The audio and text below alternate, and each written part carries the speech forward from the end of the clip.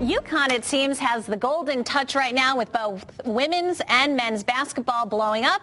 And the football team headed to Arizona for a BCS bowl game, which is all great news, of course, for the UConn athletic department and for the university in general. Here now to talk about the Husky dominance, Fox Connecticut's Jimmy Altman and Jason Page, host of The Back Page on ESPN Radio. That's weekdays from 3 to 7. 3 to 7. So 4 you have to... hours of live radio. I don't know. Every day.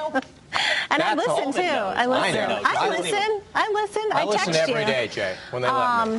So, Jason, we were both at the game. He was sitting 2 seats down from me. And it was an electric atmosphere, wasn't it? It was. It was an amazing atmosphere. Fans stayed right through to the last buzzer. You know, they got up with a minute and a half left, which was something amazing because you don't see that at a lot of UConn women's games. A lot of times the fans stay seated. They don't get up. Yeah. This time around, the fans actually got up. Jim, you saw it on TV. Yeah, a lot of times the fans are gone by then because the team's up by 35 points. So that was kind of... But they were cheering. There's a lot of other jokes we could make about why they're leaving early. Come on. I mean, we can leave the jokes at the door because this is a great night, of course, for the women. And I noticed that during the game, I mean, it was like every basket that they made, even though they were up by whatever amount, was, you know, just exciting.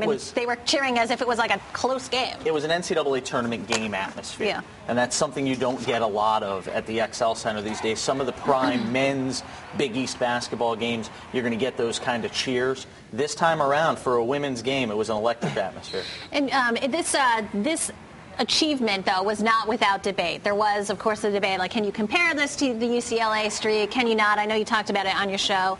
What's your take? The one thing you can compare is coaches. Great coaching is great coaching. The object of basketball is still the same. Put the ball in the basket, you get 2 points. You shoot from behind the three-point line, you get 3 points. Make a free throw, you get 1. There are still some elements to basketball that are still the same. And the way Gino Auriemma coaches versus the way John Wooden coaches, those are two things you can compare. You can't compare Bill Walton to Tina Charles. I was talking about this with Jeremy Schaap. You can't compare player to player, but you can compare the two coaches and their styles and getting players to buy in.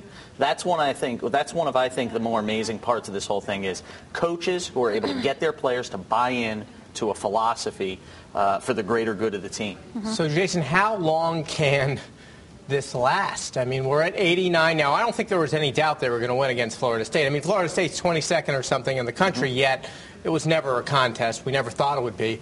Next week, they go to California. They play Pacific. They'll win that. But then it's Stanford.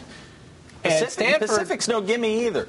I guess when you travel across the country, but how long can this last? Because if they get by the California road trip, then we're looking at the Big East, and then we're looking at perhaps the NCAAs, and I guess there's Baylor down the road, Brittany Griner and everything. She's 6'8". They barely beat them. But seriously, Jason, can we be talking about this in a year on this show? Yes. And the amazing part is this was supposed to be a down year for UConn women's basketball, with Maya Moore being, the only returning star and a lot of freshmen coming in. It's kind of amazing when you look at both the UConn men and the women.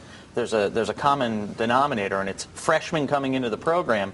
And both on the men's and women's team, you've had freshmen pretty much overachieving from day one that they got in. It's led to success for Gino Auriemma. Now it's leading to success for Jim Calhoun as well. Right. Yeah. I mean, Kemba was at the game. Donnell Beverly was also at the game.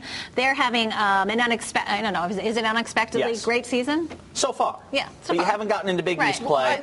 I mean, they were picked for what? Was it 11th? 10th in the Big East. 10th in the Big East.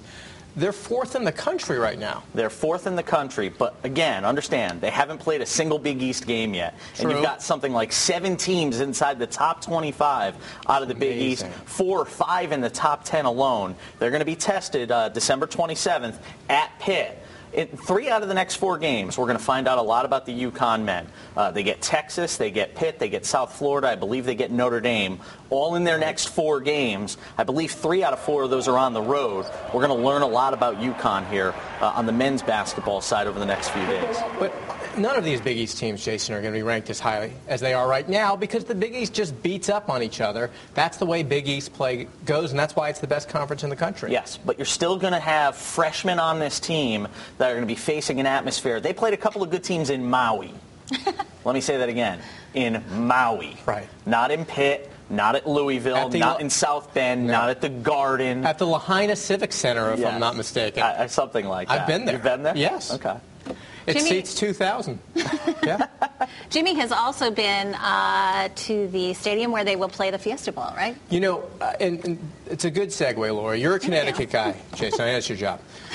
You're from East Haven, right? Connecticut guy. Yep. The UConn women are tops in the country. The men are fourth in the country. The UConn football team is going to the Fiesta Bowl, New Year's Day. Has it ever, I mean, when were things this good? Do you remember? Well, it's funny. You mentioned the men and the women's basketball in the Fiesta Bowl and things being good. Don't forget about Yale hockey, #1 in the country. Quinnipiac picked to win the NEC and rolling through their competition right now. Fairfield in the MAC is supposed to be very good. I don't think there's ever been a time where collegiate athletics has been this universally successful in this state ever. I don't think it's ever been like this. That's right. It's amazing. Water, maybe. Yep. It's amazing. And it's fun to be a part of all of this and cover it as a news reporter. And I know a lot of people are kind of bumming a little bit about the football team, the fact that they're going to play Oklahoma. They're a 17.5-point underdog. It's the biggest spread on the board right now. It is. The biggest disparity. Bob Stoops, as head coach of Oklahoma, has been a big, overwhelming favorite before and come up short. All you need to do is ask Boise State just a few years ago. It can happen. I'm not saying it will. In fact, I don't think it will, but at least UConn has the opportunity. Yeah, when we were at the game, I was telling Jimmy earlier today that when we were at the game, the chant was UConn, you can, UConn, when they showed Ramsey Edsel. Yeah. So what do they, I mean, so what's he saying to his team these days, Randy? Keep it close. You know, keep it close early. You know Oklahoma's going to try and come out, land an early knockout blow. It's an explosive offense. UConn's had a propensity this year for giving up the big play. UConn's had a tendency to allow the big run, allow the big pass. That secondary has been susceptible to big plays. If they could avoid those, maybe run the ball successfully with Jordan Topman, you get to the fourth quarter, maybe it's a close game. A lot of maybes, though. All right. 30 seconds left. Jason, we're going to ask you for your predictions for 2011 in terms of Connecticut sports. How do you think we're going to do? All right. Quinnipiac's going to make the NCAA men's basketball tournament out of the NEC. Yale will be in the Frozen Four for hockey, which I think is going to be an amazing story unto itself as that starts to develop. UConn men's basketball will make the NCAA tournament this year. I think they win a game, maybe two at the most. Women, national champion. All right, good. Jason, thank you. So good for you to be here. Thank you. Jimmy, also, thank Thanks you for very having much. me, Lori. Always fun. Don't forget, if you missed something on The Real Story, you can now watch it online by going to ctnow.com. You can also catch us on YouTube. Thanks so much for watching this week's edition of The Real Story. We'll see you here again next year. Happy holidays.